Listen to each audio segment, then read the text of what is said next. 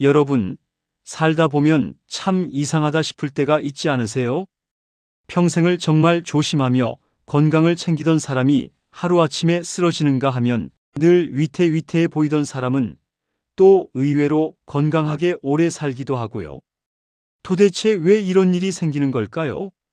옛사람들은 이 풀리지 않는 삶의 수수께끼를 딱 한마디로 정리했습니다. 인명재천. 사람의 목숨은 하늘에 달려 있다. 아니, 그러면 이건 그냥 어차피 운명은 정해져 있으니 모든 걸 포기하라는 뜻일까요? 아니면 우리가 미처 몰랐던 더 깊은 지혜가 이 말 속에 숨어 있는 걸까요? 이 질문의 답을 찾기 위해 삶의 끝자락에 서서야 이 말의 진짜 의미를 깨달은 한 남자의 이야기를 함께 따라가 보겠습니다. 때는 조선시대 한 작은 마을에 성실함하면 딱 떠오르는 그런 남자가 살았어요. 이름은 성원.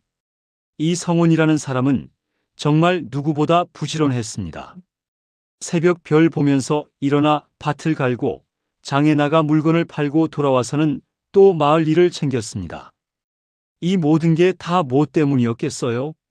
바로 사랑하는 아내와 세 아이의 미래를 위해서였죠. 정말 단 하루도 쉬는 날이 없었습니다. 성원에게는 아주 굳은 믿음이 하나 있었어요. 내가 이렇게 열심히 땀 흘리면 하늘도 분명히 알아줄 거야. 그래서 우리 가족 곁에서 건강하게 오래오래 살게 해줄 거야. 미래의 행복을 위해서라면 오늘의 고생쯤은 아무것도 아니었던 거예요. 하지만 인생이 참 그렇죠. 그 단단했던 믿음이 정말 생각지도 못한 방식으로 흔들리기 시작합니다. 그해 늦가을이었어요. 성훈에게 병이 찾아온 겁니다. 처음에는 그냥 좀 피곤한가 보다 하고 대수롭지 않게 넘겼어요. 그런데 이게 웬일일까요? 쉬어도 나아지기는커녕 상태가 빠르게 나빠지는 거예요. 처음엔 희미하게 답답했던 가슴이 나중엔 묵직하게 짓누르는 느낌으로 변하더니 급기야 걷기조차 힘들 정도로 어지럽기 시작한 겁니다. 결국 마을 의원을 찾아갔는데 거기서 들은 말은 정말 하늘이 무너지는 것 같았을 겁니다. 이건 그냥 피곤해서 그런 게 아닙니다. 이대로 계속 무리하시다가는 정말 모든 걸 잃을 수도 있습니다. 결국 성호는 자리에 꼼짝없이 눕게 됐습니다. 근데요, 몸이 아픈 것보다 더 괴로운 게 있었어요. 바로 아무것도 할 수 없다는 그 무력감이었습니다. 상상해 보세요. 창밖에서는 아내가 바삐 움직이는 소리가 들리고 아이들은 웃고 떠들고 있습니다. 지극히 평범한 일상의 소리잖아요. 근데 그 소리 하나하나가 비수가 돼서 마음에 꽂히는 거예요. 저기가 내가 있어야 할 곳인데 하면서 그저 누워서 듣고만 있어야 했으니까요. 어두운 방에 혼자 누워 있으니 온갖 걱정과 두려움이 그를 집어삼켰습니다. 내가 없으면 우리 아이들은 어떡하지? 아내는 빚도 아직 남았는데. 그러던 어느 날 밤이었어요. 의원이 다시 찾아왔는데 성호는 문 너머로 의원이 아내에게 나지막이 무언가 말하는 소리를 들었어요. 그리고 곧이어 아내가 필사적으로 울음을 참는 소리가 들려왔습니다.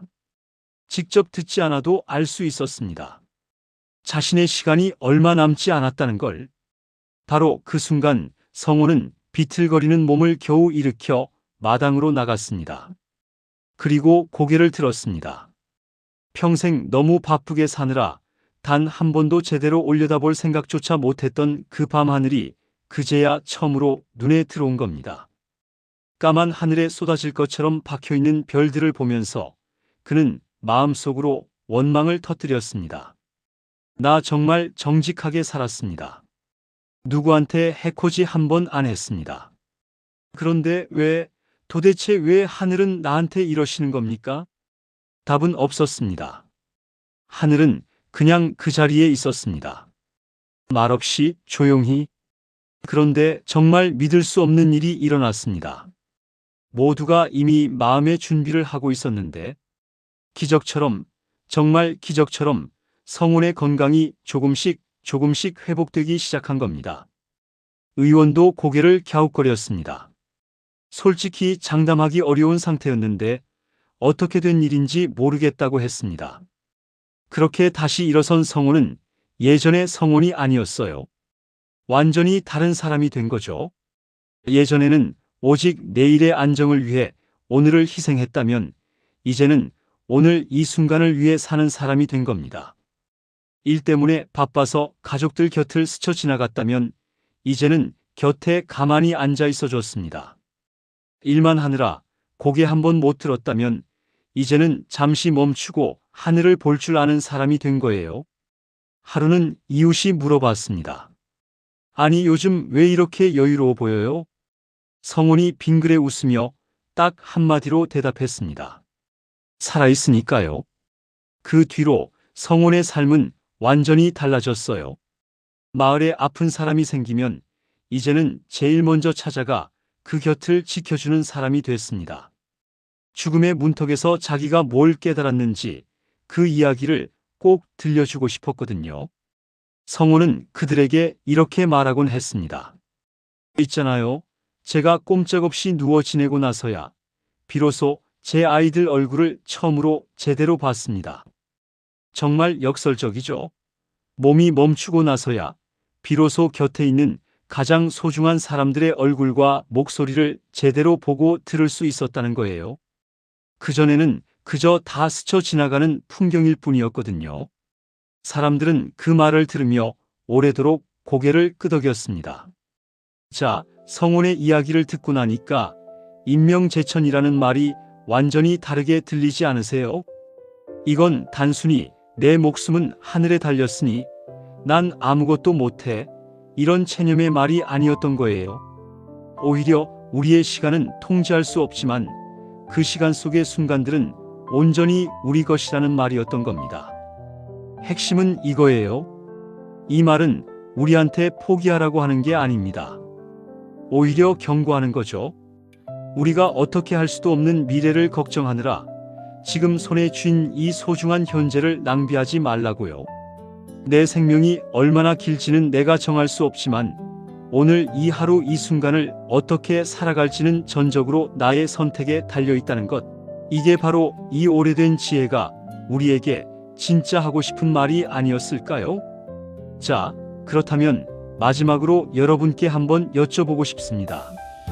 혹시 미래에 대한 걱정 때문에 아니면 그냥 너무 바쁘다는 핑계로 바로 지금 여러분 곁에 있는 소중한 사람들을 놓치고 있지는 않으신가요?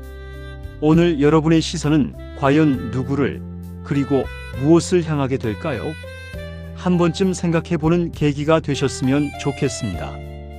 구독과 좋아요는 더 깊고 따뜻한 이야기를 전하는 힘이 됩니다.